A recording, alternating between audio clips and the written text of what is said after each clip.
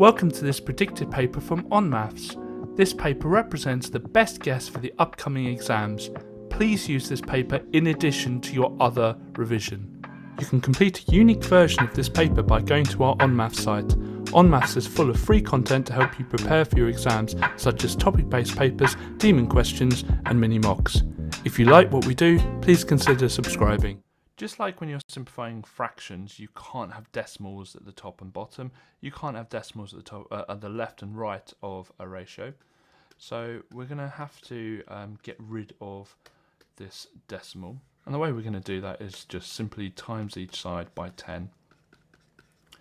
And that will leave 4, and that will be 60. Now we can simplify this further, because I can divide left and right by 2. So that would be 2 to 30. And I can actually do the same again. I can divide them by 2 again.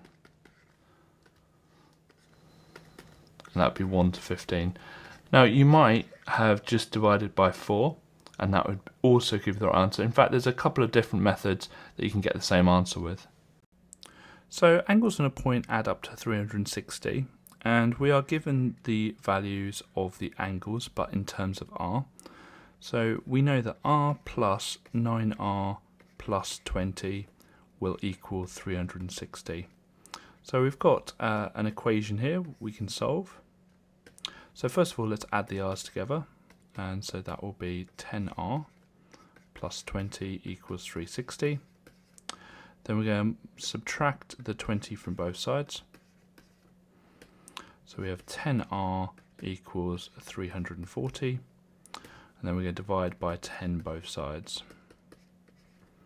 So we have r equals 34. So our answer is 34. So we're asked to find angle BCE, and that is going to be this one here, because you start at B, go to C, and then go to E, and it's the angle you make. And I might just choose a different colour, because we've already got red on here. So we're looking for this angle here. Now, my advice for these kind of questions is always just try and work your way around the shape with angles you know. So, for instance, I'm going to start with this angle here, and we're going to call this angle ADC. And we know that that must be 79 degrees, and always write down the reason, and we know it is because that is an isosceles triangle. So if you look, we've got an isosceles here, this one, and this one. And the bottom two angles, and I use the word bottom because I always imagine an isosceles as being this way up. The bottom two angles in an isosceles are always equal, so that must be 79. Now we've got two of the three angles in the triangle, and the last one is going to be angle DCA. And to work out what this angle is, we're going to take it away from 180. So we're going to do 180, take away the 279s we've just worked out.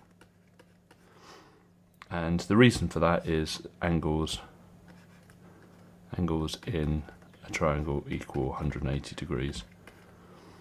Okay, so when we do that, we do 180, take away the 158, and we're left with 22 degrees. So we know that this is going to be 22 degrees. And now we can actually work out angle BCE, because it's going to equal angle DCA. And the reason for that is they are vertically opposite angles. So that's just going to equal 22 degrees. Now, it is really common for these types of questions for you to get maybe 1 or even 2 marks for the answer, but 1 or 2 marks normally for the reasons and for the explanations. In fact, I've seen quite a few exam questions where you get 2 marks for the reasons and only 1 mark for the answer. So we know that James knows that he has a square, so we can actually get rid of all of this bit. It's not relevant at all to the question. And the question asks, what is the probability that the square is blue? Well, there are 3 blue squares, so it will be 3 over And how many are there in total? Well, it says the total is 17. So the answer is 3 over 17. So we've got to first of all work out how many parts there are altogether. So we're told that the ratio of red, yellow and green is 3 to 2 to 4. So to work out how many parts there are altogether, we do 3 plus 2 plus 4, which is 9 parts. So there's 9 equal piles of sweets. Okay. But to work out what one part or one pile of sweets is worth, we're going to get the 99 sweets and divide it by the amount of piles, and that's going to be 11. So one part is worth 11 sweets. We're asked to find out how many yellow sweets, and yellow is the middle one, so it's going to be the 2. So yellow has 2 piles of 11 sweets. 2 times 11 is going to be 22, so it's going to be 22 sweets.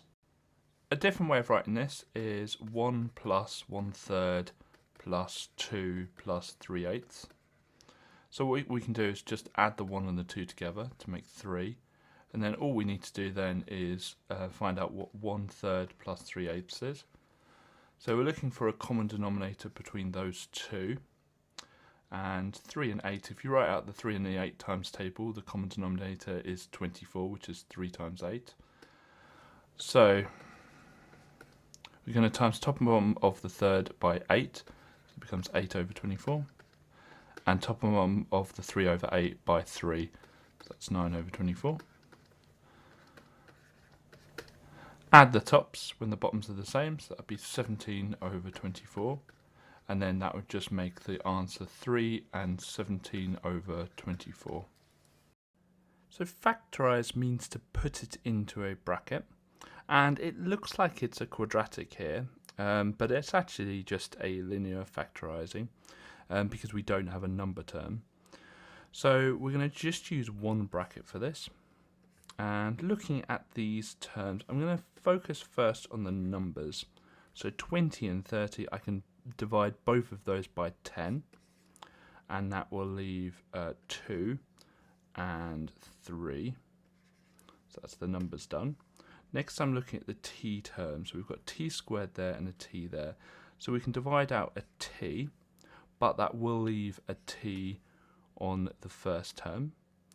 And finally I'm going to look at the u, and there's just a u on both of them. I can factorise out, and actually that just leaves nothing on the inside of the bracket. Now always when you do this, expand the bracket to check if you've made any mistakes. So I'm going to do smiles and rainbows. There's loads of different methods. So 10 times 2 is 20, t times t is t squared, and then the u, plus 10 times 3 is 30, times t times u. So we know we've got the right answer. So our answer is 10tu brackets 2t plus 3. So when you read this question, the question's basically asking you to find the bearing of O from B. So the lifeboat is at B, so I'm going to draw a north line here. And to find a bearing, you start from the north line and you keep going clockwise. So we're going to look for this angle here. Now this angle, which is given to us in the question, and this angle here, which I'm just going to call x, are going to be equal. So x is going to equal 135 degrees. And the reason for that is we've basically got, and I'm just going to draw or extend the north line down, because we've basically got well, we have a set of parallel lines here, and we have a set of z angles, which we know is alternate angles. So the reason for that is it's alternate angles. And always show the reasons to the examiner. Okay, and so to find out what the bearing is, so the bearing of O from B, it's just going to be 360 take away 135, and the reason for that is angles on a point. We've run out of space. Okay, so we're going to do 360 take away 135, which is 225, and so our answer is 225. So the symbol here basically means and the way I remember it is if you draw that symbol and just put a line through it, you can make the word and. So we're looking at the probability of getting something that is in A and C. So the only ones that are in A and C are this 8 and this 9 here. So we're going to just add the 8 and the 9 together, which give us 17. Now we need to then work out how many numbers there are in total, so that's all of them. So 4 plus 8 plus 9 plus 5 plus 8 plus 3 plus 11 plus 6. So we need the total, which is 54. And then we get the 17, and we put that over the amount in total, so over 54. Sometimes easier with these questions to multiply both numbers by, say, 10 or 100 or 1,000. So if we look at the 0.06, if we times that by 100, it would make the question a lot easier. But with a division, if you times one of the numbers by 100, you have to times the other one by 100. So we just go times the 30 by 100, and times the 0.06 by 100 to make that 0.6. And this actually is the same calculation as 30 divided by 0.06. The reason being is that you can write that as a fraction. And you know with fractions you can just times the top by something and times the bottom by something. It doesn't change the fraction at all. It just keeps it exactly the same. So we're going to use the bus stop method to find out what that is. So we're going to divide that out. 6 doesn't go into 3, so carry that. 6 is into 30, go 5, 6 into 0, 6 into 0, so that's going to be 500. So let's just write out this sequence.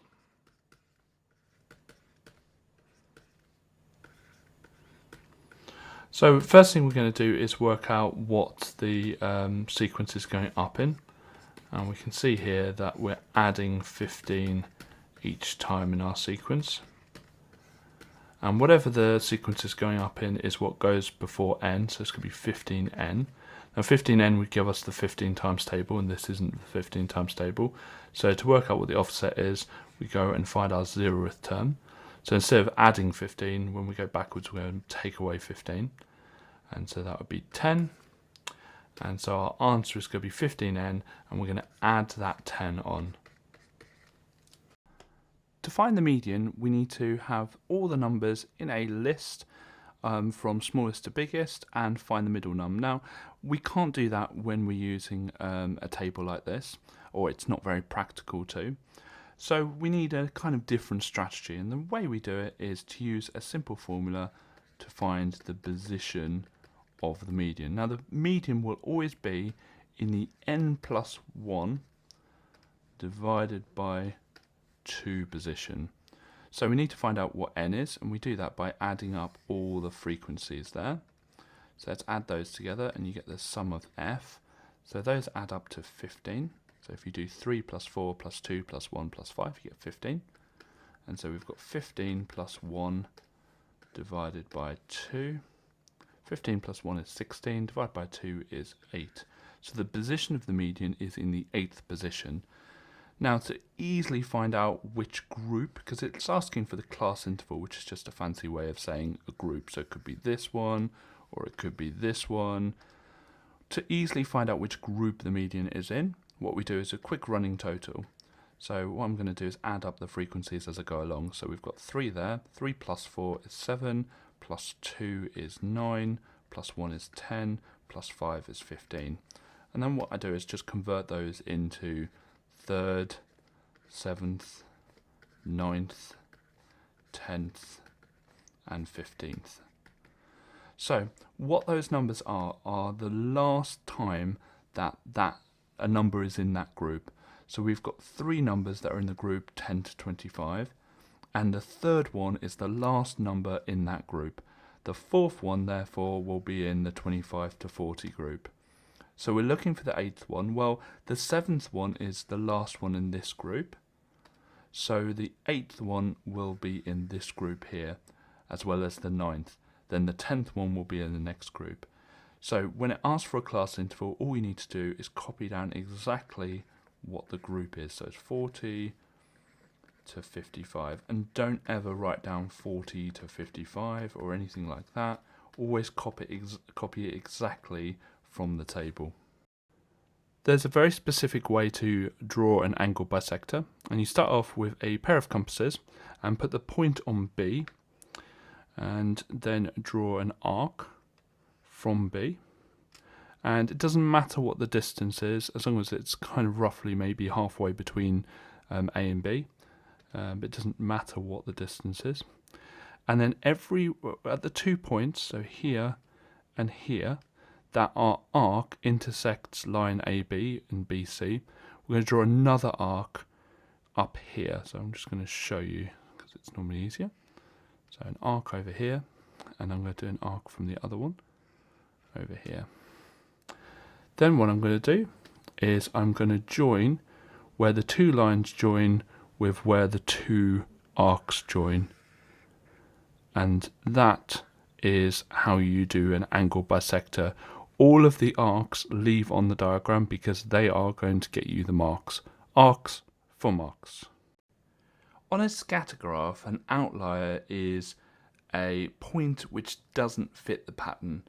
And as we can see here, all of these coordinates fit kind of a nice line going down there. So they all are showing a trend. But we've got this point here that's nowhere near that trend at all, and that's what we call an outlier. So we know that these are going up in twos, so this will be 28, so the x coordinate will be 28, and this will be 19. So our coordinate will be 28, 19 for our outlier. There are 4 different proofs for proving that two triangles are congruent. Congruent means exactly the same. The first one is that if all the sides are the same. The next one is that two angles are the same, then a side, or an angle, then a side, then an angle. Next one is right angle, hypotenuse, side. And the last one, side, and then an angle, and then another side. Now, we don't have an angle or a right angle at all in this, so we can cross these out.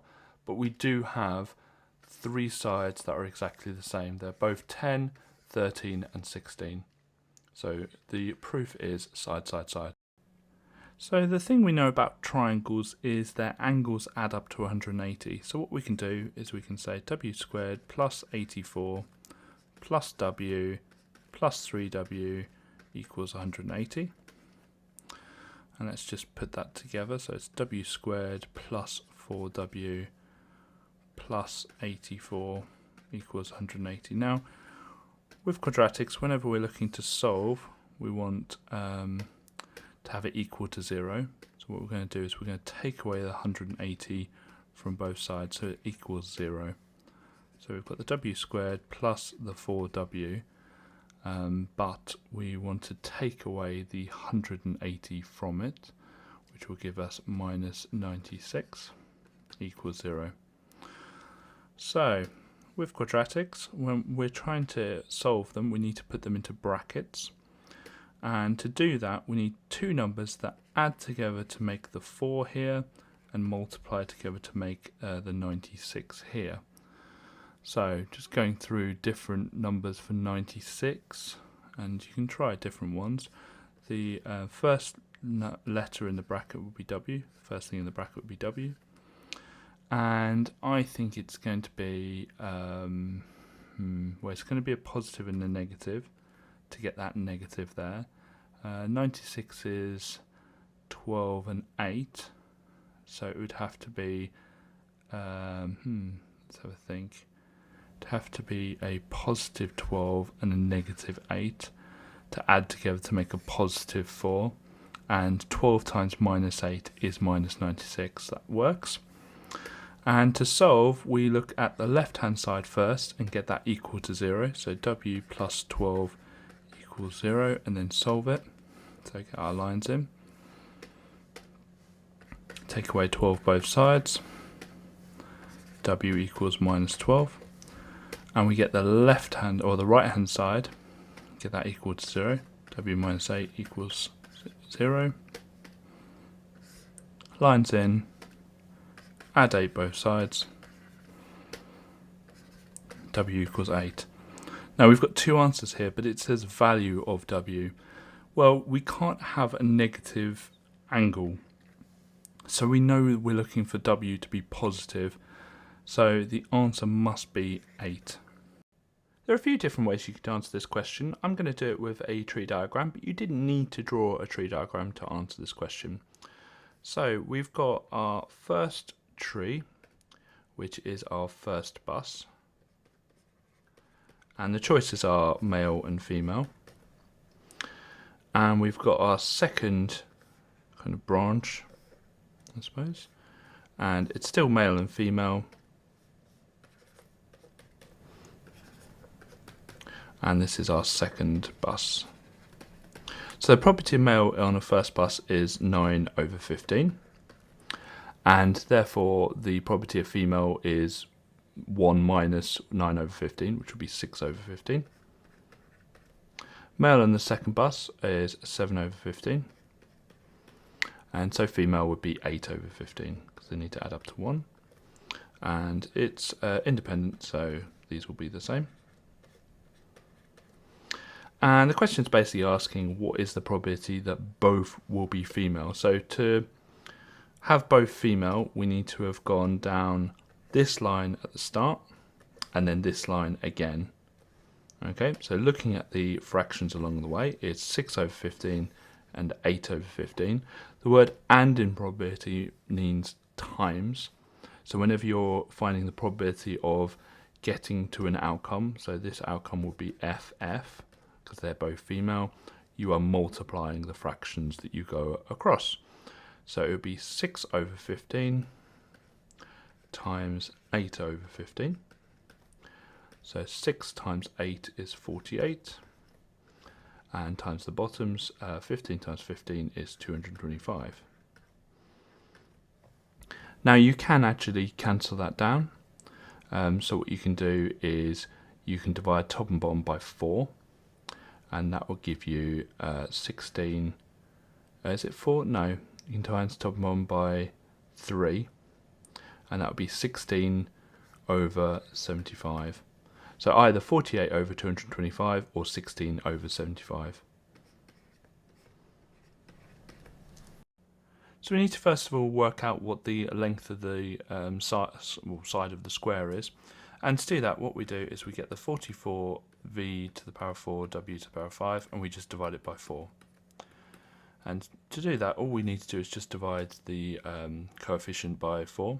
So it'd be 11v to the power 4 w to the power 5. Some people will try and do something with the v to the power 4 w to the power 5, but if you think about it, if I just draw out my square, if it's 11v to the power 4 w to the power 5 all the way around, when you add, you don't add the v to the power 4 w to the power 5, it's just going to be 11 lots, another 11 lot, another lot of 11, and another lot of 11. So it's 44 v to the power 4 w to the power 5 in total. And to work out what the area is, we obviously are going to square that. So we're going to do 11 v to the power 4 w to the power 5, and we're going to just times it by itself, which is what squaring means. Okay, so we're going to times the 11s together, so that's going to be 121. Going to times the v to the power 4s together, and remember with indices, if you times two powers of the same base, and they're both v, then we just add the powers together, so that'd be 8. And we're going to add the w to the power 5s together, so that makes 10. So it's 121 v to the power of 8, w to the power of 10. So the way this formula works is we have m, which is the final amount. The 2000 here is our initial amount. The decimal in here is our multiplier, and the power here is the amount of years. So the way multipliers work is they are the percentage divided by 100. So if we go the other way and times it by 100 to make it back into a percentage, it will be 102.9%. Now it says, what is the interest rate of the bank? Well, the interest rate is always going to be 100%. Well, this 102.9% is 100% plus the interest rate, which will equal the 102.9%. So the interest rate is going to be the 2.9%. You always start off with 100%. So if I put £5 into my bank, I've got 100% of that £5, and then the interest rate is on top of that 100%. So our answer here will be 2.9%. Something we know about rectangles is opposite sides are equal. So these two will be equal.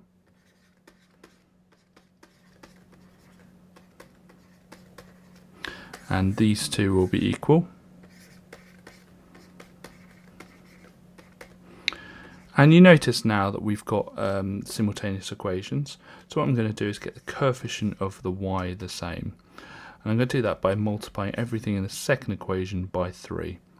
So we get 6x plus 9y equals 123. And I'm just going to write in the first equation underneath, because with simultaneous equations we work downwards. Now looking at the signs, they are the same, and the s in same is the s in subtract. So we're going to subtract going downwards. We're just going to subtract going downwards. So 6x take away 3x is 3x. 9y take away 9y is nothing, which is good. That's what we need. And then 123 take away 93 is 30. We're going to get our solving lines in, and we're just going to divide by 3 both sides. So we've got x equals 10. So we know what x is, but we need to find out what y is. So what I'm going to do is I'm just going to pick one of the equations. I can pick the 2x plus 3y equals 41, and just substitute the value of x in. So 2 times, instead of x, it's times 10, plus 3y equals 41. So it would be 20 plus 3y equals 41. Get my solving lines in. And we're going to take away 20 both sides. So we've got 3y equals 21. And then we're going to divide by 3 both sides if I don't run out of room. So y equals 7. So we've got x equals 10, y equals 7. Now I could check that with the first equation as well. So 3 times 10 is 30, 9 times 7 is 63, 30 plus 63 is 93. So we know we've got it right. First thing we need to do is find out what 10% of the 109 is. So we're just going to multiply by 0.1. And that gives us 10.9. So what we're going to do is we're going to add and subtract this from 109. So we're going to do 109 take away 10.9, which gives us 98.1. And then we're going to do 109 plus 10.9, which will give us 119.9. So our error interval is between 98.1, and it says to use t, and 119.9. So we're going to set x equal to the decimal, so 161616 blah blah blah, and we want the repeating pattern, the 1 and the 6, to be to the left of the decimal point. So we're going to times it by 100, so we're going to work out what 100x is. So it would be 16.161616 blah blah blah. And as always, we're going to subtract the left and the right hand side. So subtract them, and essentially that just gets rid of the repeating pattern. So 100x take away x is 99x, and 16.161616 take away 0.161616 just gets rid of the repeating pattern. So we're left with 16. Get our solving lines in, and we're going to divide both sides by 99 to get x on its own. And we've got x equals, and divide by 99 is just the same as over 99. So it's 16 over 99. An exponential growth would show an increase from left to right, but the graph we've got in front of us, or the sketch, is showing it decreasing, so it's going to be a decay. So looking at the graph straight away, we know that the y coordinate of point A is 0, and we're told that it's y equals tan x, and you just need to know the graph y equals tan x, and if you know the graph, we know that that will be 180 degrees. We know the point at which both of these lines will be going towards would be 90. This point here will be 270, and so therefore this point will be 360 degrees. So it's going to be 360, 0. If we count the squares for 0 to 10, we count that there are 8 squares. And to get from the frequency 4 to 8, we times by 2. And so each of these will be multiplied by 2 to find out how many squares there are. But we're actually going backwards because we're going to count how many squares there are, and then we're going to try and work out the frequency. So for this second one, there are 12 squares below this line, and then these two here are 1 square. These two half squares count as 1, and these two count as 1. So it's going to be 12 plus 2, which is going to be 14. So 14 squares. Now, to get from the frequency to the amount of squares, we times by 2. So obviously the other way around, we divide by 2. So that would be 7. And counting the next squares, where it's 6 high and 2 across, that would be 12. And so we're going to divide by 2 to find out the answer is 6. So the frequencies are 7 and 6. When we add fractions or integers and fractions, we need the denominators of the fractions to be the same. And when we've got an integer, we just convert it to a fraction. And here we've got 9k, and we need to convert that to a fraction that is over k plus 9. And the way we do that is we get the 9k and we times it by k plus 9 over k plus 9. And effectively k plus 9 over k plus 9 is just 1. So we're doing 9k times 1. So we're keeping it the same. We're keeping it as 9k. So what we do when we times a 9k or a term by a fraction is we times the top, the numerator of the fraction. So it's going to be 9k brackets k plus 9, and all of that over k plus 9. Expanding the brackets, we get 9k squared plus 81k over k plus 9. And so what I'm going to do is just feed that back in here.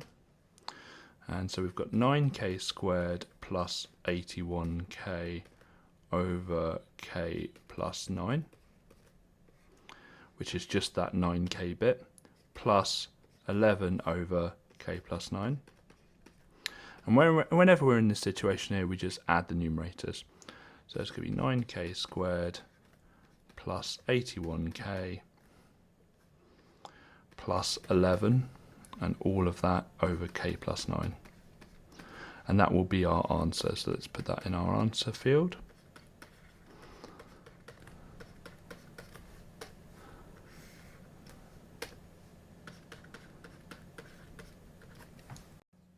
So with all these circle theorem questions, there's multiple ways of doing it. I'm going to show one way, but if you've got a different way and you get the right answer in correct methods, then please feel free to use that.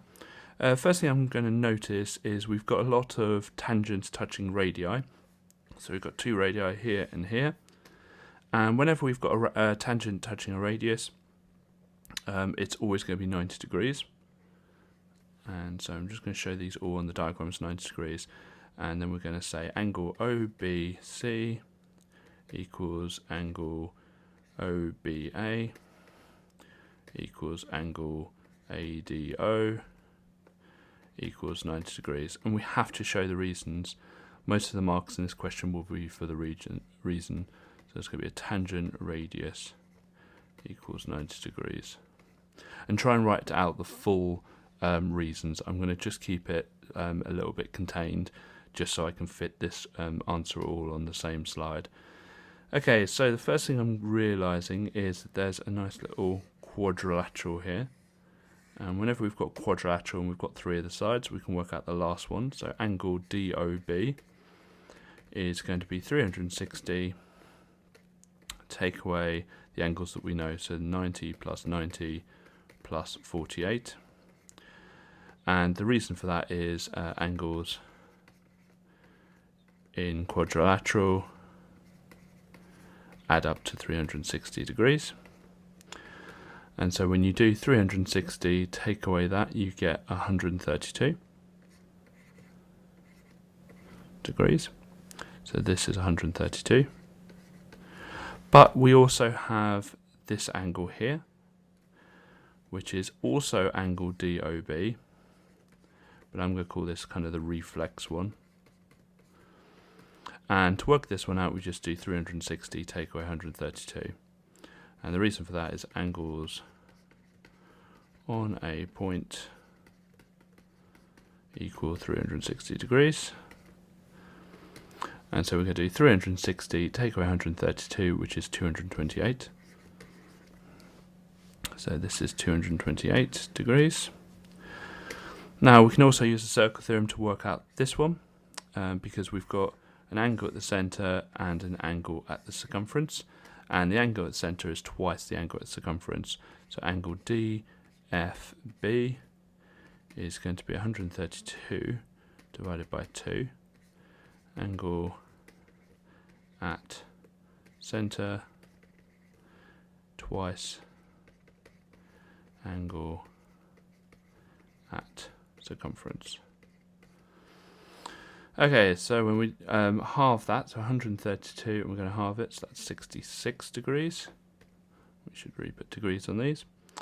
Okay, the next one we're going to work out is this angle here, which is angle OBF.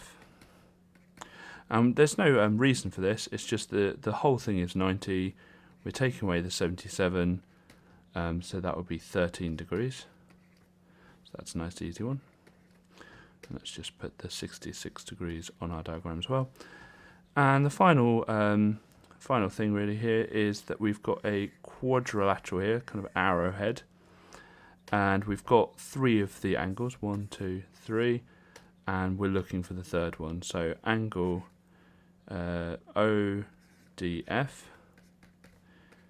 is going to be 360, take away all the angles that we know, so the 228, the 13, and the 66.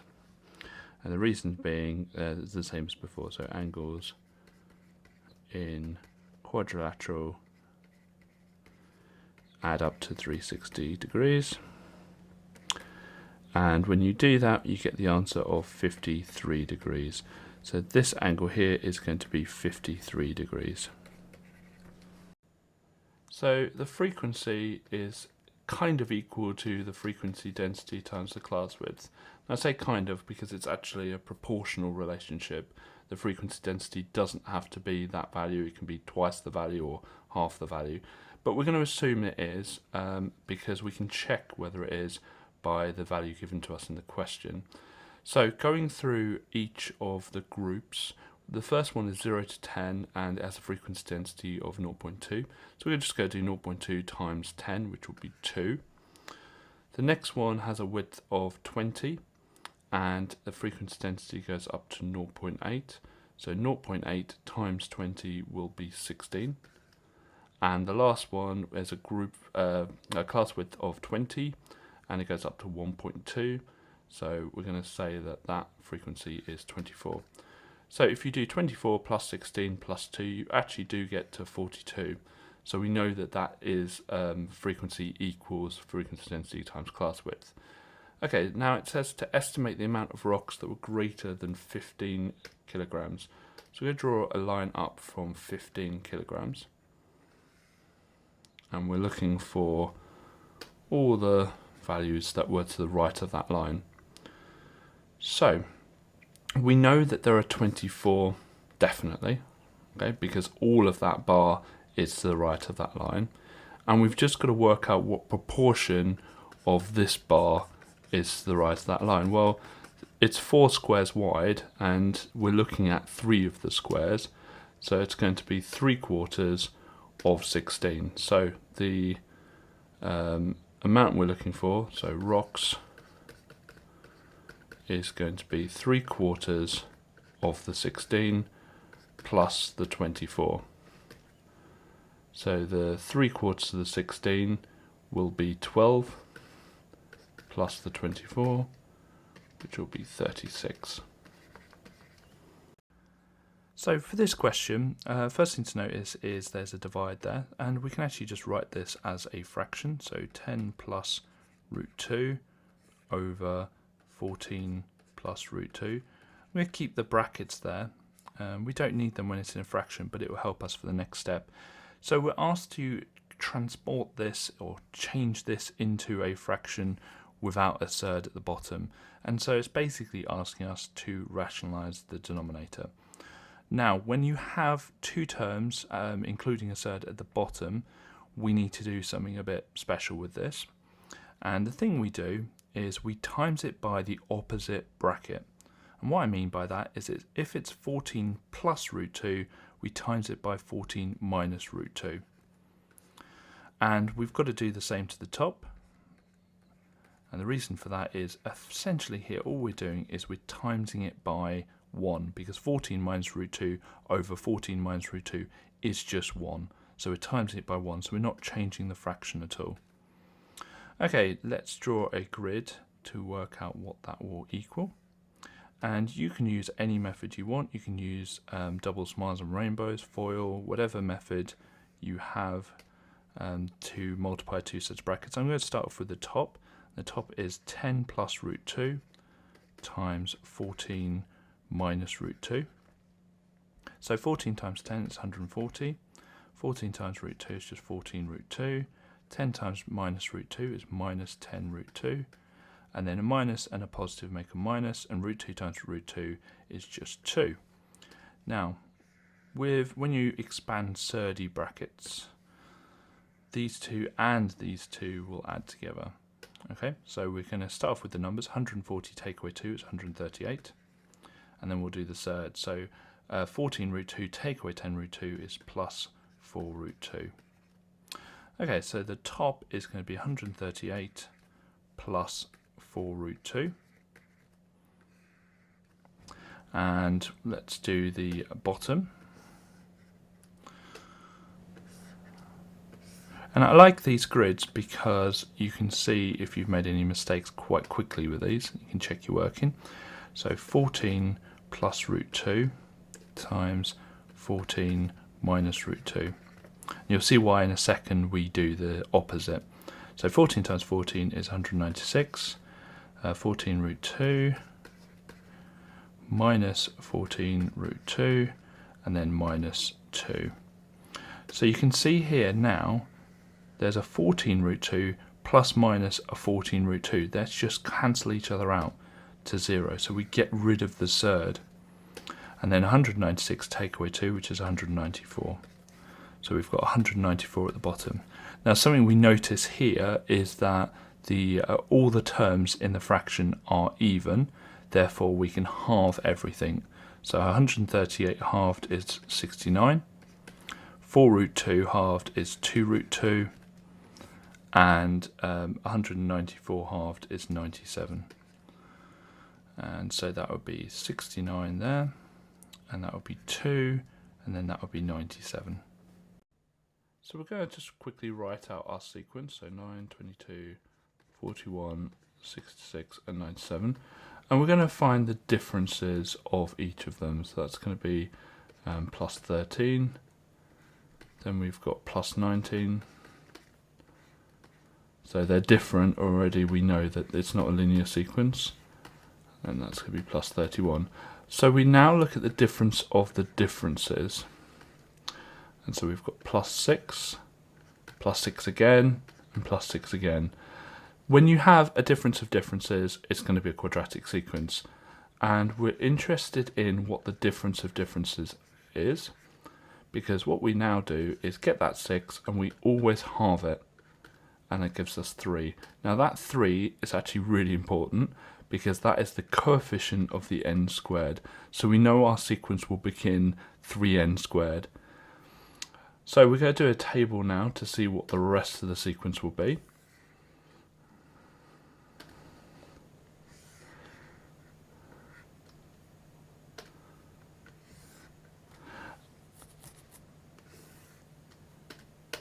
And we're going to have our term number and our sequence. So term numbers will just be first, second, third, fourth and fifth, so 1, 2, 3, 4, 5. The sequence is just 9, 22, 41, 66 and 97. Now we know that 3n squared is part of our sequence, so what we're doing now is just removing the 3n squared bit and see what we have left over. So we're going to do 3 times 1 squared, which will be 3, 3 times 2 squared, which will be 12, and then 3 times 3 squared, 27, 3 times 4 squared, 48, 3 times 5 squared, 75. And we're just going to remove that from our sequence. So we've got our sequence, and we're removing the 3n squared bit, because we know what that is. We've already answered that part. So 9 take away 3 is 6. 22 take away 12 is 10. So they're not the same with this. 14, 18, 22. Now what do you notice? Well, we notice that these ones here are going up in 4s. So we've got a linear sequence here. So they're going up in 4s.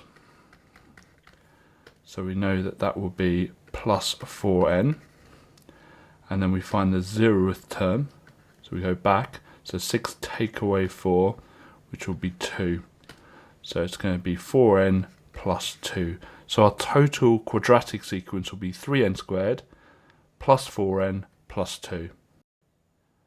The graph for y equals sine x would start at 0, get to 1 at 90, back down to 0 at 180, then minus 1 at 270, and then 360, back to 0, and then the pattern will just repeat. So do exactly the same thing, and then end. Now, because this is minus sine of x, we're going to just reflect it in the x-axis. So instead of going up to 1, it's going to go from 0, it's going to go down to minus 1. Back to 0, but then up to 1. Back to 0, then down to minus 1.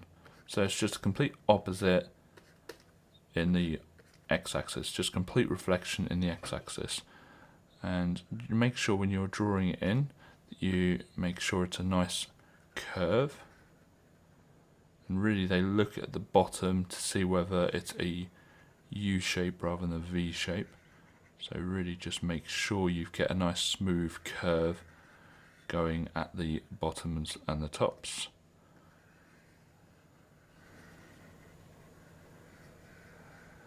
And although it's a bit wavy, that's more than good enough to get the marks. A simple trick when you're finding the inverse of a function is to replace or to switch the y and the x. Now we don't actually have a y in here, but we can just put one in, it's not a problem.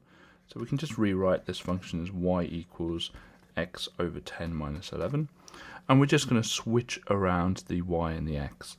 So x equals y over 10 minus 11. Now the objective now is to get the y on its own, to make y the subject. So we're going to first of all add the 11 both sides. And I've made an amateur move here. I've not left myself enough room, so let's just scoot that across. Okay, so add the 11, so it would be x plus 11 equals y over 10. Next thing we're going to do is multiply by the 10 to get y on its own. So it would be 10 brackets x plus 11 equals y. Expand those would be 10x plus 110 equals y. Now this doesn't equal y. We are looking for the inverse function with this notation here. So we just replace the y with this notation and we get 10x plus 110. We're told that y is inversely proportional to x squared. Inversely just means it's proportional to 1 over x squared. I'm going to replace that proportionality sign for an equals by multiplying the right hand side by k. We're told that x is 7 when y is 137.2, so I'm just going to substitute those in to be able to find out what k is. I'm going to solve this to find out the value for k. So we're going to times both sides. Whoops. Going to times both sides by 49, which is 7 squared. And so we get 6,722.8 is equal to k. Going to rewrite the equation here, but this time we know what k is, and k is a constant, so it'll always be the same. So 6722.8 over x squared. Now we're asked to find out what y is when x is 14. So we're just going to do 6722.8 divided by 14 squared on our calculator. We get the answer of 34.3. You can complete a unique version of this paper by going to our onmaths site. onmaths is full of free content to help you prepare for your exams, such as topic-based papers, demon questions and mini mocks.